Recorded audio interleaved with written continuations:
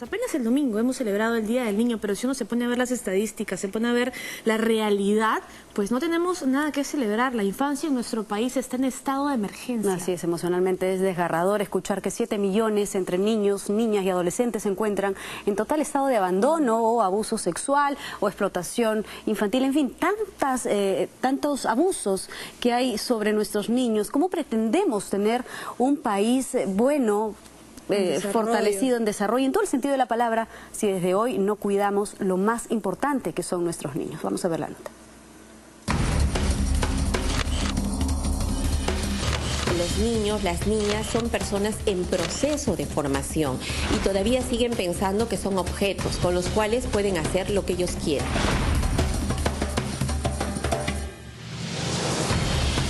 Niños explotados, en las calles, violentados, vulnerados en todos sus derechos. Triste realidad que sufren quienes mayores alegrías y esperanzas deberían tener al inicio de sus vidas. El domingo pasado se celebró el Día del Niño. Sin embargo, ¿puede festejarse realmente esta fecha?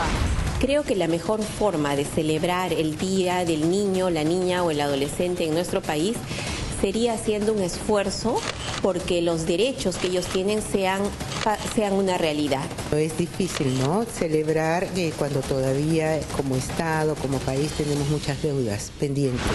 La situación de vulnerabilidad de niños, niñas y adolescentes debería ser prioridad para el Estado. Sin embargo, en la actualidad un grupo importante de esta población se encuentra prácticamente desprotegido. En el informe defensorial 166 se incluyó la cifra sobre trabajo infantil. De los 7 millones de niños, niñas y adolescentes del Perú, 1.650.000 trabajan. Tenemos el tema de la violencia, tenemos el tema de la explotación sexual comercial infantil y el tema de la explotación laboral infantil. En estos momentos hay niñas que están siendo explotadas en los prostíbares, en Madre de Dios y en Puno. Hay niños que continúan trabajando en las ladrilleras, que son las peores formas de trabajo infantil.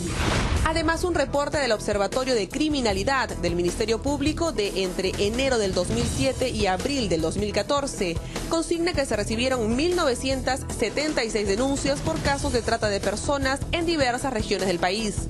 El 53% fue realizado por víctimas entre los 13 y 17 años de edad. La violencia sexual sigue siendo la más presente en la vida de los niños, niñas y adolescentes de nuestro país. El castigo físico y humillante, porque en términos sociales es una práctica bastante aceptada. Los padres, las madres sienten que todavía los niños son objetos de su propiedad. Tenemos pendiente también en otros aspectos, ¿no? Tenemos, por ejemplo, la situación de falta de servicios adecuados para las víctimas de las diferentes formas de explotación y abuso y trata en nuestro país. El gobierno, a través del Ministerio de la Mujer, impulsa diversas iniciativas que buscan frenar esta realidad. Se ha asignado un presupuesto determinado para garantizar la protección de estas niñas, niños y adolescentes a través de medidas efectivas para la restitución de sus derechos. Este programa presupuestal está orientado a lo que es la atención de las niñas, niños y adolescentes cuidados por el INAVIF en los centros de atención residencial, a las niñas y niños y adolescentes que viene atendiendo el programa Yacha y a la desconcentración y cambio de modelo de la función tutelar que tenía el Ministerio que tiene el Ministerio de la Mujer y Poblaciones Vulnerables. Sin embargo, existen también proyectos de ley que no son prioridad para nuestros congresistas, que al parecer se olvidaron que algún día fueron niños. Está pendiente de aprobación el Código de los Niños, Niñas y Adolescentes, que también contiene una serie de medidas para beneficiar, para garantizar que la vida de los niños y niñas sea mejor. En el caso del Congreso y del Poder Legislativo estamos esperando un nuevo Código del Niño y de la Niñez, un código que realmente se adecúa a los preceptos de la Convención por los Derechos del Niño, que garantice no solamente la prohibición del castigo, sino que reconozca el derecho a la participación de los y las adolescentes, que garantice servicios de salud accesibles y adecuados. Tenemos la necesidad, por ejemplo, de prohibir el castigo físico y humillante como método de corrección a los niños. En términos normativos hay muchísimos avances, tenemos buenos planes, buenas normas.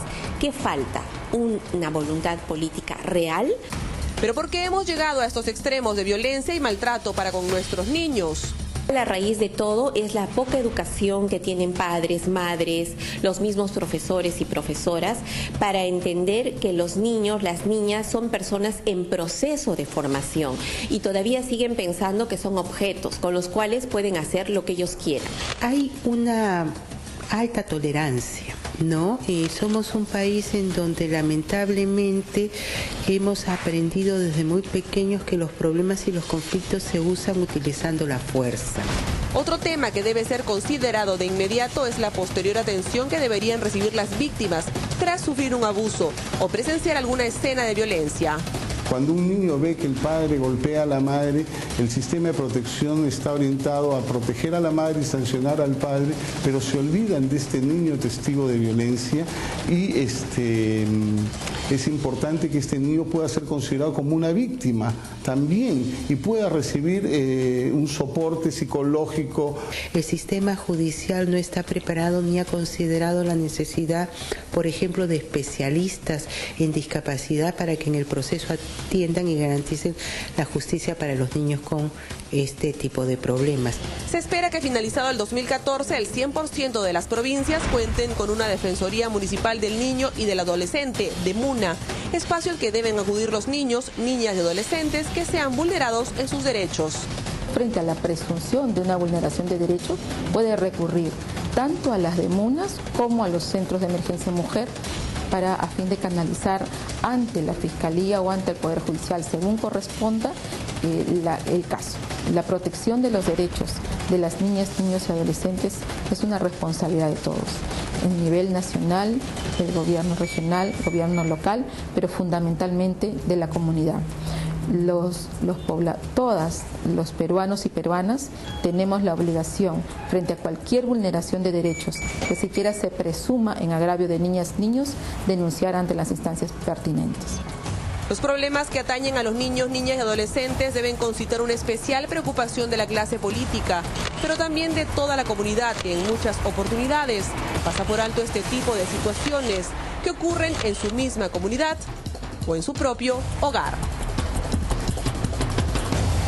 Y todavía mucho queda por hacer. Vamos a la pausa comercial.